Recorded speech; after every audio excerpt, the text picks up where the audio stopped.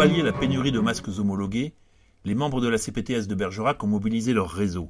Les professionnels à l'arrêt, comme les dentistes, ont dépanné les infirmières et les médecins généralistes qui continuent de travailler. Beaucoup d'entreprises utilisant des masques ont puisé dans leur stock et les donnent. Ces masques arrivent à la clinique. Ça va nous rendre énormément service pour les laboratoires pour faire les prélèvements, parce que c'est quasiment des kits complets pour que les gens qui vont faire les prélèvements se protègent. Ou directement à la CPTS, où les professionnels viennent s'approvisionner pour compléter les rares dotations d'État qui arrivent par le réseau des pharmacies. 10 pages de professionnels de santé qui sont venus en une semaine chercher les masques. Nous avons distribué à peu près 8000 masques jusqu'à ce matin.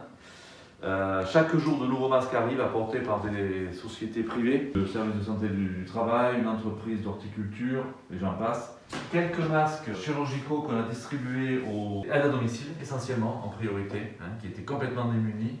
Il faut parfois transférer les arrivages d'un point de livraison à l'autre, ce qui permet également de maintenir un peu d'exercice pour les sportifs en manque. T'en as combien? Pas beaucoup. C'est des masques Bachelot? C'est des Bachelot. Ouais. Qui nous est gentiment donné par le directeur de la caisse d'épargne. La caisse d'épargne qui avait stocké ces masques Bachelot jusqu'à maintenant? Ouais, je sais pas. Il faut leur confier nos économies, dis donc. Initiée par le pôle de santé de Bergerac, la fabrication de solutions hydroalcooliques, capitale pour la lutte contre le Covid-19, a été lancée jeudi dernier par la famille Marche, qui dirige à Bergerac l'usine Bouchillou. Depuis, tout ce que le Bergeracois compte de professionnels de santé est venu avec son bidon chercher cette précieuse solution que les pouvoirs publics sont incapables de fournir. Les besoins sont immenses et le périmètre s'élargit maintenant. Tu viens d'où là? Donc je viens de La Noye, dans le nord-est de la Dordogne. D'accord. Il n'y avait pas de fournisseur plus près? Non, aujourd'hui on n'avait pas trouvé de fournisseur plus près. Les pharmacies sont en rupture de stock, notamment pour les quantités d'alcool. Ouais. Donc c'était vital qu'on puisse se recharger un gel hydroalcoolique pour les professionnels de santé qui vont affronter la vague de Covid. Vous pouvez me raconter comment ça s'est passé au démarrage? Comme souvent, dans des villes comme Bergerac, j'ai eu un contact personnel avec M. Vincent Desnoyers. Donc il a su que j'avais pu réaliser du gel hydroalcoolique pour notre personnel. On m'a téléphoné pour me demander si on pouvait imaginer de le faire à échelle plus grande. Il fallait en fait agir très vite. À 10h, on nous a demandé et le soir, on a réussi à faire 600 litres. Derrière ça, il y a une solidarité entre entreprises qui a très bien joué. Il y a beaucoup de sociétés qui nous ont aidés. En ce moment même, au moment où je vous parle, il y a une nouvelle distribution qui est faite. J'ai vu tout à l'heure la sécurité civile, les centres d'arrêt, les EHPAD. C'est-à-dire la première distribution, en fait, ça a été surtout nous, les soignants libéraux, médecins, infirmières. Après, il y a toutes les structures d'hospitalisation et de séjour qui ont des besoins énormes. Il y a un besoin, on essaie de le trouver. Il y a des normes, mais il y a des moments où les normes, c'est moins important de les respecter à la lettre. On est vraiment heureux d'avoir eu l'occasion de rendre service. Merci à vous. Au revoir, monsieur.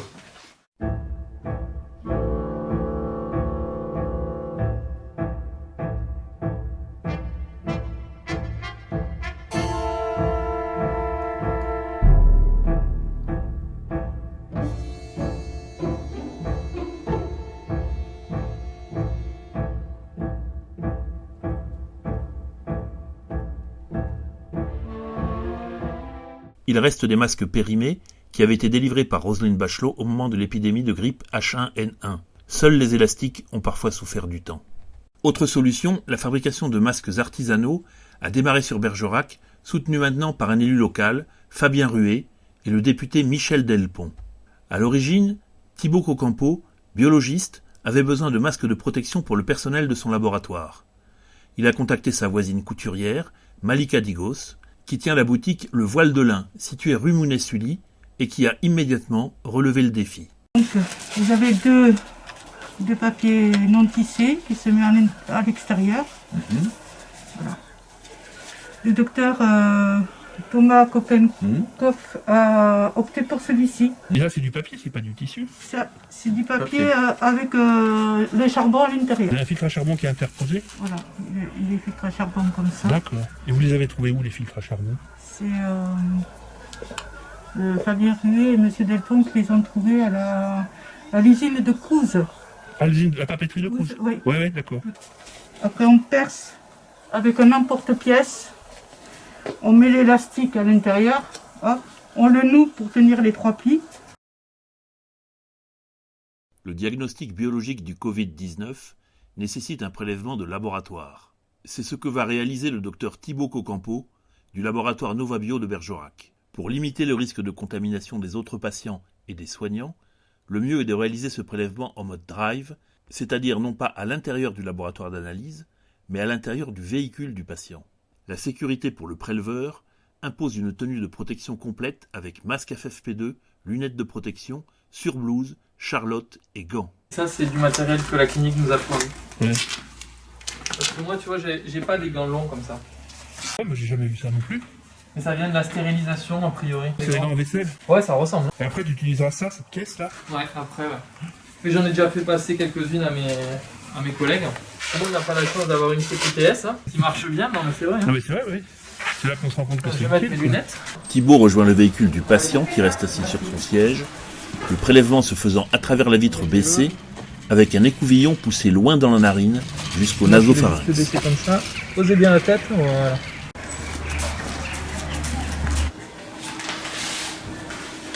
Ce qui est très important évidemment, c'est que aucun patient sera au laboratoire comme ça tout seul pour faire son test Covid. Ça passe forcément par son médecin traitant qui fait une prescription et qui nous appelle pour qu'on discute ensemble de l'éligibilité du patient au test, parce que malheureusement la problématique qu'on a, c'est qu'on a très peu de tests actuellement. On espère que ça va monter en puissance, mais pour le moment on ne peut pas tester tout le monde. Le téléphone n'arrête pas de sonner à l'usine Bouchillou, transformée depuis une semaine en fournisseur de cette solution hydroalcoolique qui fait cruellement défaut pour la lutte contre le Covid-19.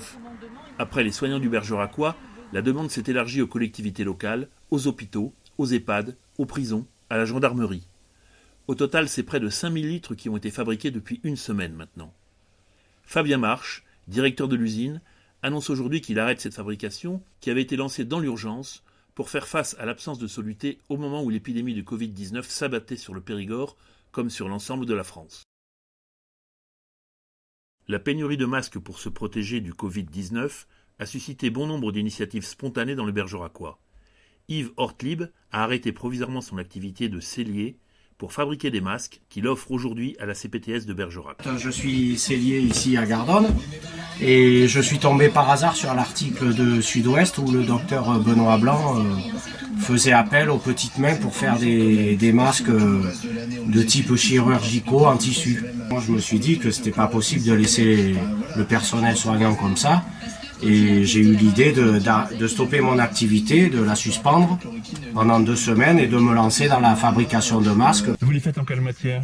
Alors, j'ai acheté des draps en coton, j'ai acheté des couettes pour pouvoir prendre la ouate qui était à l'intérieur. Et ces morceaux La ouate, là. de ouate. Ouais. Voilà. Alors comme ça faisait épais, on les sépare en 2 comme ça. Ouais. Et on fait côté gauche, côté droit. Dans l'article de Ouais. Sud-Ouest, il y avait la procédure à télécharger avec le patron que j'ai fait, comme l'avait dit le CHU de Grenoble. De Grenoble, oui, c'est ça. Voilà. Pour coudre, il y a les personnes qui ont cousu, il y a une personne qui a fait que de la coupe. Elle a coupé au moins 800 morceaux à elle toute seule. En l'honneur de toutes les couturières. Et puis des personnes qui ont aidé aux achats. Je vous remets ce carton de masque. La modification par rapport au modèle qu'on avait vu l'autre jour. Il est beaucoup plus fermé. Ouais. Voilà. Et quand elles le mettent les pieds vers le bas. Ouais. Et par contre, elles pincent ici. Elles prennent la forme ici. La Et feuille de forme carbone, du- elle est toujours À l'intérieur. à l'intérieur aussi. Absolument. Ouais, ok. Compter nos remarques, puisque nous avons beaucoup de C'est personnes vous pour qui tester le matériel. Le même jour, le magasin Decathlon a fait don de 150 lunettes de piscine pour éviter aux infirmières la contamination par les yeux lorsqu'elles font un soin. Ouais, il y a l'étiquette. Vous voulez voir les oreilles? Non, c'est bon, ouais. Oui, c'est une dame. Ouais. Un docteur en retraite qui nous a fait ça. Alors, il y en a qui sont plus petits que d'autres. Tous ces gens-là qui participent à l'acte opératoire, ils devraient être équipés de masques FFP2. Et ces masques FFP2, ils ne sont pas là. On a pu en commander 100 milliards en Chine, ils ne sont pas dans les blocs opératoires aujourd'hui. Et Didier Salomon nous fait une coluche un peu tous les soirs, c'est vous avez besoin de masques FFP2, ben vous faites bien de m'en parler, je vais vous expliquer comment vous en passez, il suffit de prendre des masques chirurgicaux. Et non, c'est pas comme ça que ça se passe. On ne définit pas une norme en fonction du stock qu'on a, mais en fonction de règles scientifiques précises. On a l'impression qu'on adapte le discours en fonction des stocks qui existent réellement. Exactement. Commander des masques, c'est très bien. Commander des respirateurs et les fabriquer, c'est très très bien. Mais vous commandez pas des extincteurs quand le feu est là. C'est pour le feu d'après que vous commandez, mais pas pour le feu en cours. Oui, le Premier ministre est auditionné ce soir sur la gestion de la crise. Il y a eu des manques, selon vous, vous êtes en colère ? On est très en colère. On ne peut pas en vouloir aux gens qui viennent d'arriver aux commandes. Olivier Véran, c'est un type très bien, mais il est ministre depuis quelques semaines. Il ne peut pas assumer la responsabilité de ce qui a précédé. Simplement, il y a 10 ans, il y avait des stocks considérables de masques FFP2, et ces stocks, ils ont disparu. On est réduit actuellement à utiliser ce qu'on a, c'est-à-dire des stocks on appelle ça les masques Bachelot, c'est des masques qui sont périmés depuis 10 ans. Enfin, ça fait l'affaire quand on n'a pas autre chose. On en ressort des stocks d'un peu partout. Les masques artisanaux dont on nous dit qu'ils sont pas sûrs, oui, c'est très gentil de nous dire qu'ils sont pas sûrs, mais il vaut mieux un masque artisanal que pas de masque du tout. Xavier Gouillot-Beauchamp, vous parlez des masques fabriqués par les couturières, c'est ça ? C'est ça, oui. Si les masques artisanaux sont insuffisamment sûrs, qu'on nous donne les recettes pour fabriquer des masques, pour les faire de façon sûre. Je remercie le maire, M. Garrigue, de m'avoir contacté pour un avis consultatif avant de déposer à la préfecture une demande de dérogation pour le maintien de l'ouverture du marché de Bergerac. Nous sommes tombés d'accord sur le dépôt de la demande de dérogation sous réserve du respect strict des mesures de distanciation sociale. On voit pas mon sourire par contre. Ah mais non, on ne veut pas tout avoir. Et voilà. Merci. 7,50 €, monsieur, s'il vous plaît. Madame, bonjour. Ce matin, on entendait l'OMS, donc je sors masquée. J'ai toujours fait ça parce que le premier jour. Le premier jour, vous l'avez fait ? Oui. Ah, même avant que ce soit le confinement, parce que j'ai un gars qui arrive avec des yeux comme ça.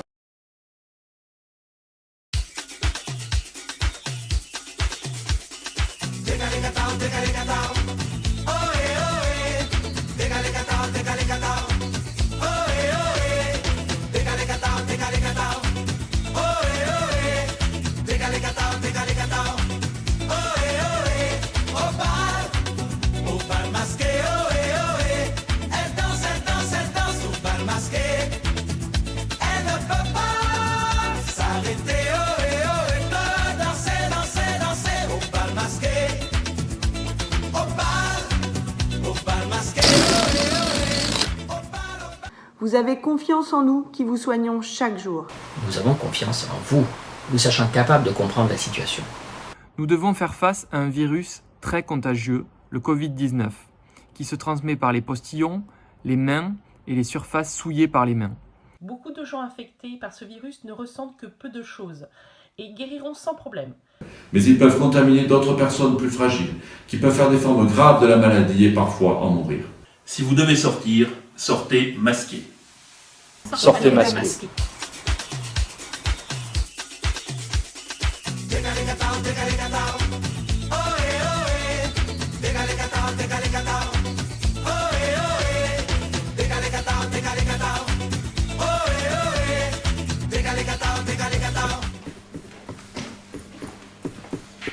On veut des masques. Beaucoup de masques. Messieurs, on se calme. Respectez les distances de sécurité, la distanciation sociale. Vous savez bien que des masques en pharmacie, on ne peut pas en avoir. Les dotations d'État arrivent au compte-gouttes. Donc, je ne peux ni vous en vendre, ni vous en donner. Par contre, j'ai beaucoup mieux. Voici un patron pour fabriquer vous-même vos masques anti-postillons. Vous savez coudre, messieurs? Non. Mais, eh bien, messieurs, il va falloir apprendre. Je m'appelle Guillaume Borderie, je joue à l'US Bergerac Rugby depuis cette année. J'en étais parti, j'y reviens. Voilà. D'accord. Et qu'est-ce que tu fais dans la vie? Je suis vigneron. Guillaume Frey, entraîneur d'ICIGEC depuis 2 ans et je vends des bouchons en liège pour les vignerons. Qu'est-ce que tu fais dans la vie, Florence? Pharmacien et je fais des meringues à mes temps perdus. Mercredi 8 avril. Prévenus par mail, les infirmières libérales de la CAB vont venir entre midi et 2h chercher la dotation de matériel de la CPTS. 2 masques à filtre de carbone, fabriqués artisanalement par Malika Dijos, et des lunettes de piscine, offertes par Decathlon pour les utiliser comme lunettes de protection. Ce masque n'a pas été testé par les instituts de normalisation. En attendant, on peut constater qu'il a été conçu rapidement dans un contexte de pénurie. Il a donc été fabriqué FISA en Périgord, dans le département du 24. En abrégé, cela donne FFP 24. Bonjour, je suis infirmière libérale et j'ai reçu un mail de la Oui, il n'y a pas de souci. Bonjour. Ah, alors, tu as le droit. Pour équiper ces centres de soins spécialisés Covid-19, voici les nouvelles recommandations de l'Agence régionale de santé Nouvelle-Aquitaine. Dans les matériels de base, il faudrait un électrocardiogramme, un défibrillateur un matériel de ventilation artificielle et une bouteille d'oxygène. Et les médecins s'engagent à respecter ces recommandations en signant une attestation sur l'honneur. Sur Bergerac, vos médecins ont adapté leur offre de soins à cette menace virale. Faites-leur confiance. Voici à titre d'exemple le fonctionnement actuel du cabinet de 5 médecins généralistes installés sur la rive gauche de la Dordogne. On a tout changé le week-end du confinement. On a changé le cabinet, quoi. Voici l'équipe du cabinet prête pour la consultation du matin, dédiée aux patients non suspects de Covid. Les patients attendent dehors, puis entrent un par un. Désinfection des mains, port du masque pour tout le monde. Et les masques. Direction la salle d'attente ou directement en consultation. Dans un bureau à part, Bertrand ne fait que de la téléconsultation. Son âge le place en effet dans les sujets à risque. Je pense qu'ils vont essayer de faire une visio avec la mat. L'après-midi, ce sera différent. Deux circuits complètement séparés. Le matin, on voit normalement, on est hors Covid. L'après-midi, ils viennent, mais c'est pas le même circuit. En fait, l'après-midi, quand les gens viennent, ils lisent les panneaux. Et il y a une deuxième salle d'attente pour le secteur Covid de l'autre côté. La salle d'attente Covid de l'après-midi. D'accord. Ça, c'est des blouses de peinture. Que Julien avait commandé en fait au début de l'épidémie. Les masques des vieux stocks périmés ou ceux qu'on a maintenant un petit peu par les pharmacies. Un petit conseil à la population sur le port du masque, monsieur le député? Ah ben moi je conseille de le porter. Ça je le fais moi depuis le 2 mars, vous voyez, j'étais déjà inquiet à cette époque. C'est une façon de se protéger, de protéger les autres déjà. Dans cette maison, le cabinet d'orthodontie du docteur Macaremi. Et à l'étage du cabinet, des masques de plongée Décathlon. Des dizaines de masques. Masrour Macaremi gère-t-il un club de plongée? Pas du tout, mais à titre professionnel, il dispose d'un équipement d'impression 3D qui depuis une semaine tourne jour et nuit pour produire une pièce raccord qui va transformer le masque de plongée Décathlon en un outil de ventilation médicale performant pour la lutte contre l'infection au Covid-19. Pourquoi Masrour dispose-t-il d'un tel équipement? L'impression 3D, tu t'en sers à quoi en temps ordinaire quand il n'y a pas d'épidémie? Alors, quand il n'y a pas d'épidémie, en fait, je m'en sers pour fabriquer les modèles d'études orthodontiques, je m'en sers pour fabriquer des outillages orthodontiques, pour faire des outils orthodontiques, des contentions orthodontiques. Le fait d'avoir fait l'effort de se structurer, de s'organiser en amont, nous permet aujourd'hui, en temps de crise, d'être réactifs, et peut-être plus que d'autres structures beaucoup plus importantes.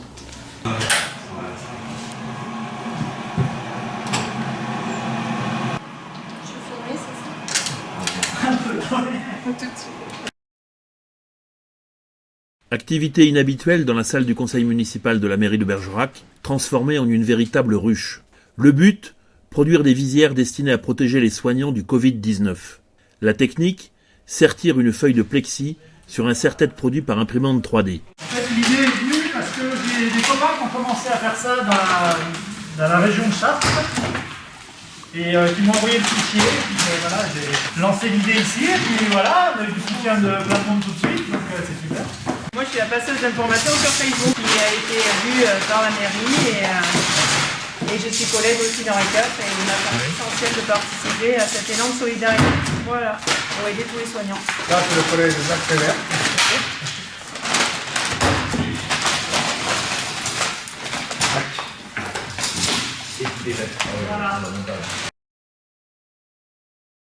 La DGS communique par mail sur les prochaines dotations.